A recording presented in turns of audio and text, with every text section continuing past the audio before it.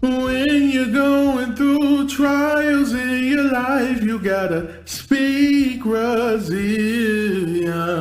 in your life.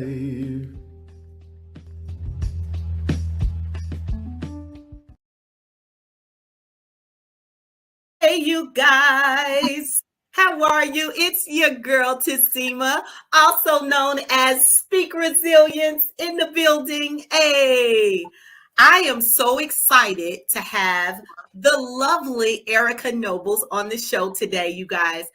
Let me tell you something that's super important. The book that Erica Nobles is going to talk with us about today is called Unnecessary Pain. Now, what kind of stands out? Yes, show the book, show it proud. What really gets me excited is I kind of think about, is there a such thing as necessary pain? There is no pain, I believe, that's necessary. All pain is unnecessary, right?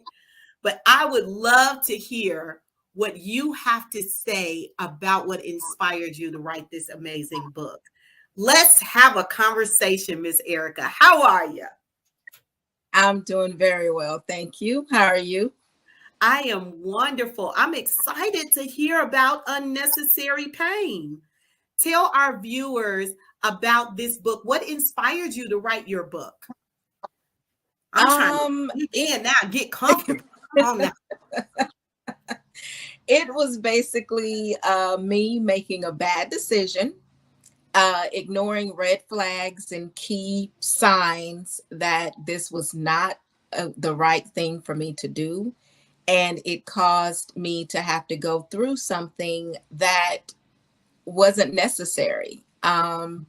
It's not that pain doesn't happen, because it Mm-hmm. does. But life, just living life, will bring certain things to you. What I did added something that didn't have to happen.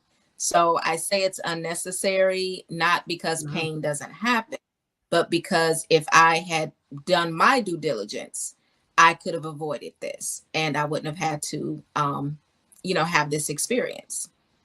So now, Miss Erica, you know you're writing all of our story then, right? You are writing everyone's story. How many of us have started a process in life just thinking we were on the path and so forth, and then that red flag shows up and we go, oh, that wasn't a red flag. That was something else. I'm going to just pretend I didn't see that and keep right going. And then that wall is in front of us, right? And there's nothing we could Yeah. do but hit the wall because we missed the flag. Yeah. I feel so inspired just hearing you even describe the book because it's so real. It's what we're all living out. I don't want to dig too deep in the book and have you tell all the juicy parts, but I know that you're also a daughter, you're a sister, you're a mother, you're a friend to many. So let me just dive in there. How have all the other roles that you play in your life influenced the writing of this book?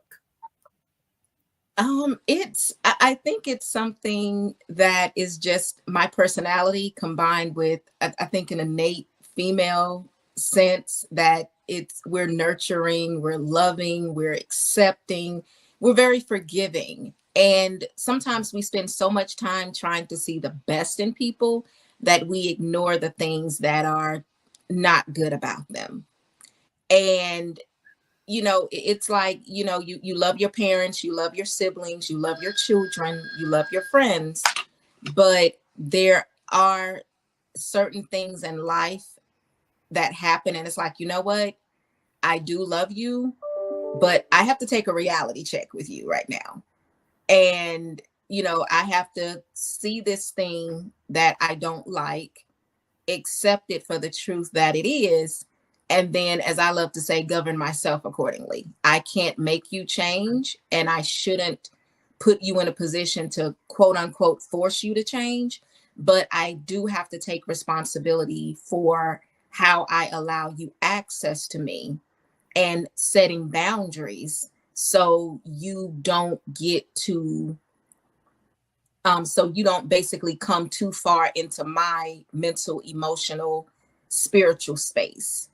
And then I'm the one that's left to figure it out to figure out how to clean up the mess. Absolutely. So it's funny you talk about emotional and mental boundaries. So, part of the Speak Resilient show is all about helping people to overcome the unexpected and celebrating the people who do. So, when you talk about mental and emotional boundaries, that is the very thing that I think all people need in order to live out a healthy existence and have healthy social and physiological interactions. Even how we interact with ourselves is important in those boundaries that are being set. Yeah. What are you doing outside of being a two-time author, which of course I still want to hear about the next book. And I'm not going to leave out the next book. You can't say two-time author and not talk about both books. And by the way, Miss Erica is going to be at the 2022 Impact and Influence Authors Conference. So you guys really do need to check that out. I just want to make sure you have all the information you need in order to contact her, to reach out, to know, because she's going to keep talking, and yay, God, we're going to hear all about it. But I want you to look down right at the bottom of your screen and check out where you can follow her on social media platforms at Mag Lady E. Go and visit her on the website at theericanobles.com. And of course, check out the book we're talking about today, but we are going to talk about the other book just so everyone is aware.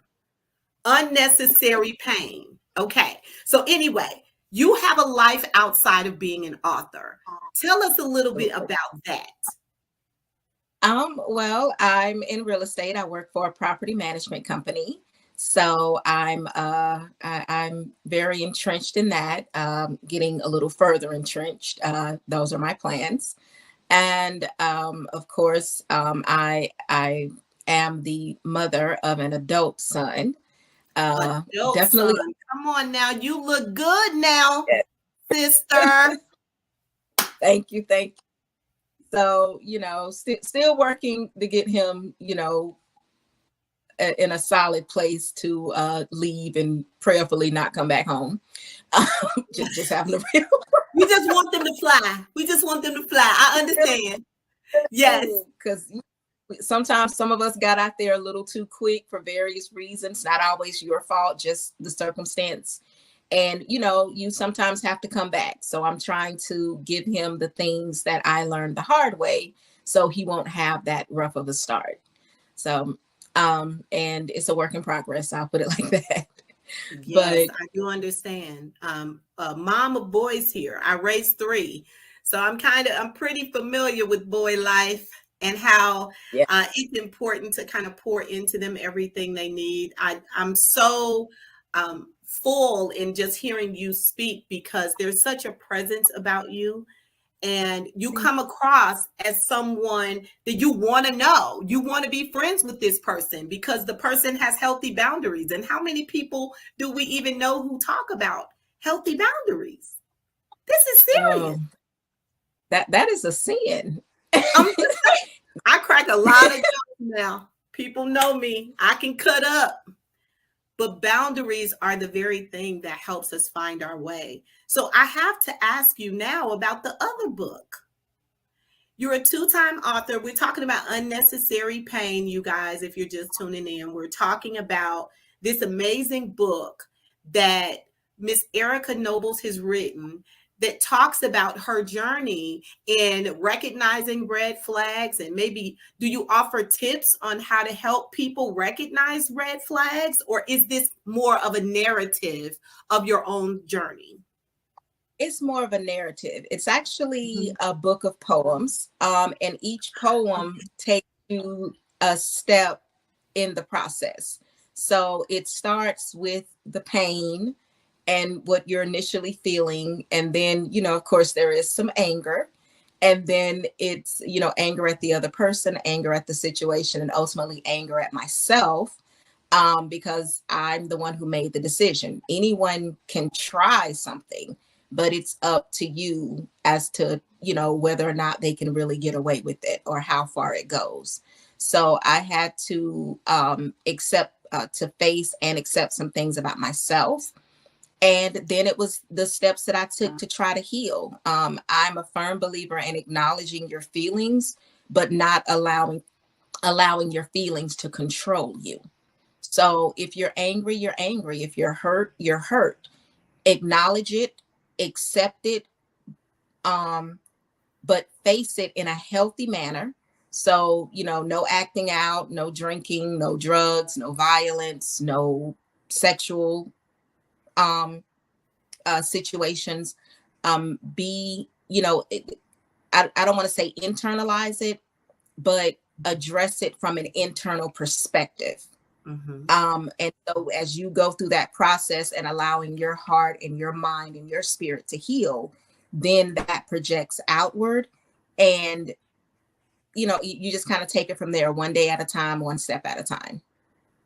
So, Erica, you have to be really present with yourself. You have to be so self-aware to feel a thing, acknowledge a thing, not let a thing control you, and then continue to walk through this sense of normalcy. Have you incorporated meditation or prayer or journaling? Or because when you talk about poetry, my ears start tingling, right? Because I host a poetry and open mic night. And so poetry and arts has been my life, right? I love that poetry is the platform and resource that you've chosen to share your narrative. And I'm so curious to hear more. Will you be sharing at least a piece of your poetry at the Impact and Influence Authors Conference? Yeah, I'll probably share a piece of the first poem. Because that's just, that's kind of that really is a hard one. Even now when I read it, it's almost like I can kind of laugh about it now, or I smile about it. But when it was happening, it wasn't funny. It was not fun at all. So I'm proud of myself because I've come a long way, and I can look back on it with it as a learning moment, and that it gave me a new definition of myself, something to add to me, but not in a way that it defines me and limits me. So, and asked how I got through it is definitely prayer, definitely meditation, and the poems actually started out as journaling. I was writing out my feelings. And then it's like one poem came, you think you're going to do something, especially with poetry. Oh, it's going to be, maybe 3 or 4 verses and you're done. And it ends up being 3-4 pages long.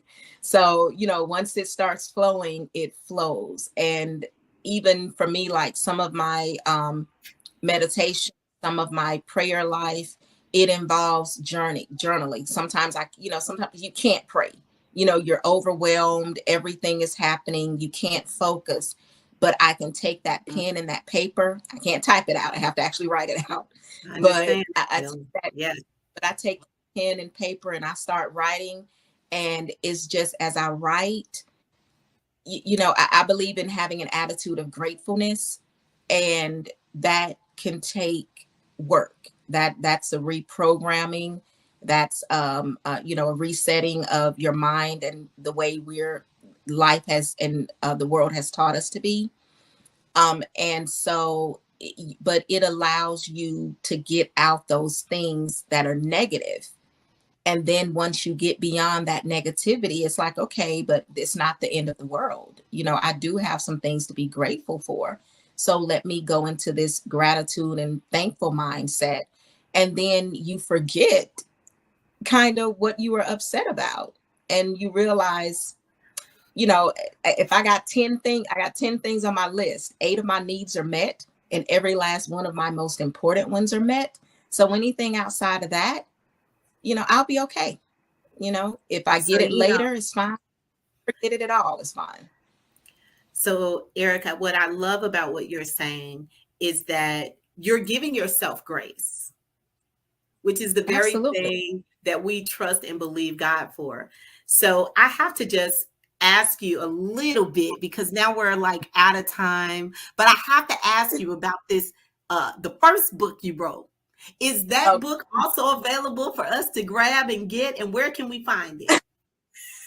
Yes. Unnecessary Pain is actually the first book I wrote. And then Radical Woman, which is resilience after difficult issues, losses, and changes, is an anthology that I wrote with about 14, 15 other women.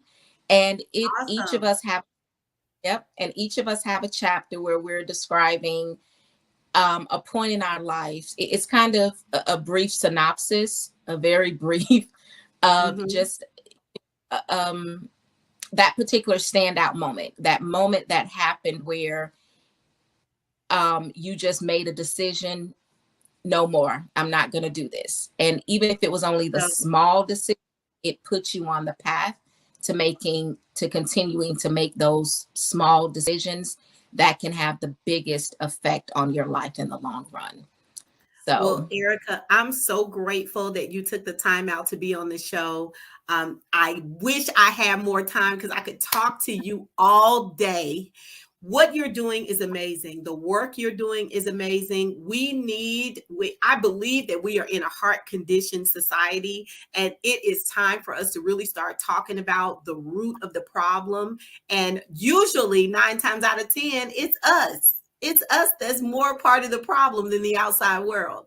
So when you're talking about boundaries and you're talking about ways to set standards in your life to help govern your life and put in place strategies to deal with stress, deal with pain, deal with the things that we're not really dealing with, I think it's so commendable. So I do want to thank you so much for being on the show.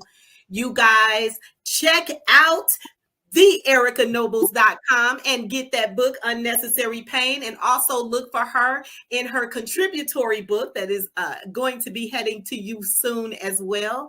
Again, my name is Tassima J, also known as Speak Resilience in the building, and it's been so real as always. See you guys next time. Thanks again, Miss Erica. You're welcome, and thank you for having me. 3 things. Firefly Poetry and Open Mic Night is every second Wednesday at Gillies Sports Bar in Dunwoody. Check out our IG profile at Speak Resilience for more info on how you can become a featured performer. Check out StacksB.com to hire your musical technician. StacksB Entertainment provides DJ services for corporate events, birthday parties, and much more. Make your contribution count with a donation to HUMS, Uplifting Hearts, Minds, and Souls, a nonprofit with a mission to help domestic violence victims in a major way. Don't forget to like, tweet, or subscribe, and support us, sister. Leave a message. Check out speakresilience.com. As always, it's been real. Thank you in advance to Creative Arts International, ACX Marketing, Stacksby Entertainment, and all contributors who have helped to make this TV show possible. A special thanks to Jimbo for the beautiful intro and outro. Check him out on SoundCloud and all major social media platforms.